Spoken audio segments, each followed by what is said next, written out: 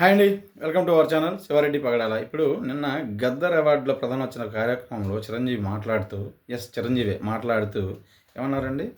పక్క రాష్ట్రం అన్నాడు. ఏదో చెత్త వాగాడు. సరే, ఆయన ఎప్పుడు మైకి తీసుకున్నా వాగేదంతా చెత్తే. ఆయనకు ఎందో గత 10 ఏళ్ల కాలంలో వయసు వచ్చింది కానీ పెద్దరికం రాలేదన్నది నాకైతే అర్థమవుతుంది. ఏం మాట్లాడుతాడో అర్థం కాదు. సరే, ఏదన్నా మాట్లాడుకునే దాని గురించి నాకు అనవసరం. బట్ ఒక పదం మాత్రం చిర్రెత్తిచ్చింది. ఏంది? పక్క రాష్ట్రమా? అది పక్క రాష్ట్రమా? మీరు పుట్టింది ఏ రాష్ట్రంలో సార్? మీరు పెరిగింది ఏ రాష్ట్రంలో సార్?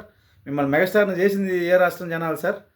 మీ సినిమాలు అట్టర్ ఫ్లాప్ అయినా కానీ ఇళ్లలో డబ్బులు కొంపలు ఆస్తులు తాకత పెట్టి 100 రోజులు నడిపించాలని, 150 రోజులు నడిపించాలని, మా సినిమా హీరో పరుగు పోకూడదు, ఈ సెంటర్లో సినిమా బాగా ఆడాలి, ఆ సెంటర్లో బాగా ఆడాలని అప్పులు చేసి మరి ఈ ఈ కుటుంబాలన్నింటినీ నాశనం చేసి మరి మీ సినిమాలని గెలిపించింది ఏ రాష్ట్రం జనాలు సార్? ఇవన్నీ ఎట్లా మర్చిపోయారు సార్ మీరు? పక్క రాష్ట్రం అంటున్నారే, అసలు మీదే రాష్ట్రం సార్? నాకు అర్థం కాదు. ఎట్లా నాలో అనిపించింది సార్ ఆ మాట. ఇప్పుడు జెర్సీ సినిమాలో ఒక డైలాగ్ ఉంటుందండి. నువ్వు ఇంతకు మించి దిగజారు అనుకున్న ప్రతిసారి నన్ను రాంగ్ అని ప్రూవ్ చేస్తుంటామని హీరో క్యారెక్టర్తో చెప్తుంటుంది. సేమ్ చిరంజీవి గారు కూడా అలానే బిహేవ్ చేస్తున్నారు అన్నది నా అభిప్రాయం. ఎందుకంటే ఆయన ఈ మధ్యకాలంలో ఎప్పుడు స్టేజ్కి ఎక్కి మైకి తీసుకున్నా వాగేదంతా చెత్త. ఒకసారి పోతాడు, హీరోయిన్ దగ్గర పోతాడు, రా నాతో డాన్స్ చేయి అంటాడు. ఇంకొక హీరోయిన్కి అడిపోతాడు, నాకు అగ్గివా అంటాడు. ఇంకొక హీరోయిన్కి అడిపోతాడు, నాకు కిస్ పెట్టవా అంటాడు. అసలు ఏంది అది? ఆ వయసుకి తగ్గ ఇది లేదు. కొంతమంది నేను చూస్తే వయసు వచ్చాక చూస్తే దండం పెట్టాలనిపించాలి. బట్ చిరంజీవి గారిని చూస్తే వయసు వచ్చింది కానీ ఈయన ఇంకా చండాలంగా బిహేవ్ చేస్తున్నాడు, ఇట్లాంటి వాళ్ళకి ఏం దండం పెడతాను స్వామి అని అనిపిస్తుంది. బట్ స్టిల్ దండం పెడతారు. ఎందుకంటే పెట్టకపోతే తొక్కినుగుతాడు, అదపాతాలని పోతారు. ఉదయకిరణ్ ఏమయ్యాడు అందరూ తెలుసు కదా. అట్లయితే అనమాట పరిస్థితి. అట్లా చేస్తారు. ఇంకా చాలామంది పాపం బయట పడలేరు. ఎందుకంటే ఈయన మనస్తత్వం ఇలా టైప్ ఏంటంటే మంచి మైక్లో చెప్పాలా, చెవిలో చెప్పాలంట. అట్లాంటిది వీళ్ళ మనస్తత్వం ఏంటంటే పైకి షో చేయాలా, వెనక గోతులు తీయాలా. అట్లాంటివి వీళ్ళ మనస్తత్వాలు. అట్లాంటివి కాబట్టే వాళ్ళు అట్లా బిహేవ్ చేస్తారు. లేకపోతే పక్క రాష్ట్రం అంట. పక్క రాష్ట్రం ఏంది సార్?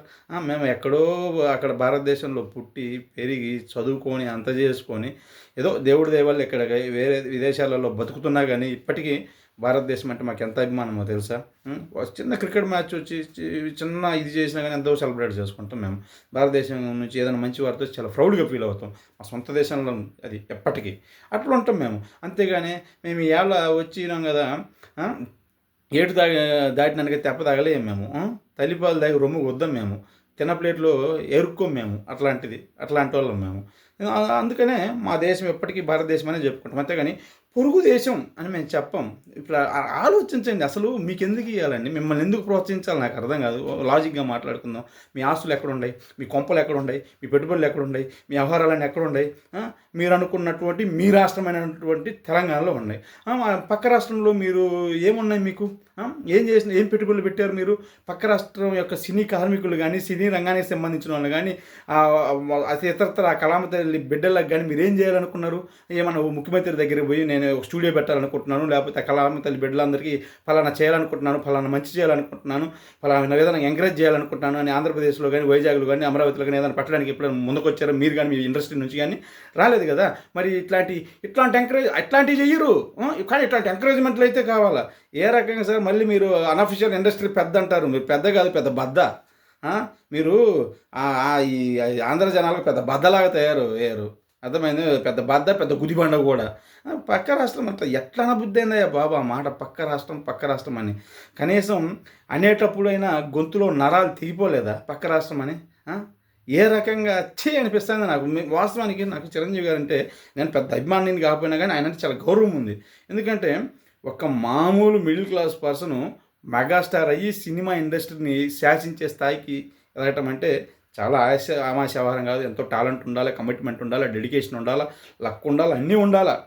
అన్నీ ఉన్నాయి కాబట్టి ఆయన స్థాయికి ఎదిగాడు. అందుకని నేను ఎప్పుడు కూడా వీళ్ళు చెత్తగా మాట్లాడుతున్నా సరేరా, ఆయన చెత్తగా మాట్లాడొద్దు, బట్ మనం అది కాదు తీసుకోవాల్సిందే, ఆయన ఎదిగిన విధానాన్ని ఇన్స్పిరేషన్గా తీసుకోవాలని నేను చెప్తుండేవాడిని. బట్ ఇప్పుడు చూసా అంటే మీ వ్యవహారం చూస్తా అంటే అదేంది ఏరు దాటాక తప్పదగలేయటము, తల్లి బాల దగ్గర రొమ్ము కుద్దడము, తిన్న ప్లేట్లో ఏరుకోవడం లాగే ఉందన్నమాట మీ బిహేవియర్. మిమ్మల్ని ఇన్స్పిరేషన్ తీసుకొని నేర్చుకోవాలేమో నాకైతే అర్థం కాదు. ఇప్పటి నుంచి అయితే నాకు తెలిసిన వాళ్ళకైతే ఆయన ఇన్స్పిరేషన్ తీసుకోవద్దాయనే చెప్తాను. Okay, thank you so much.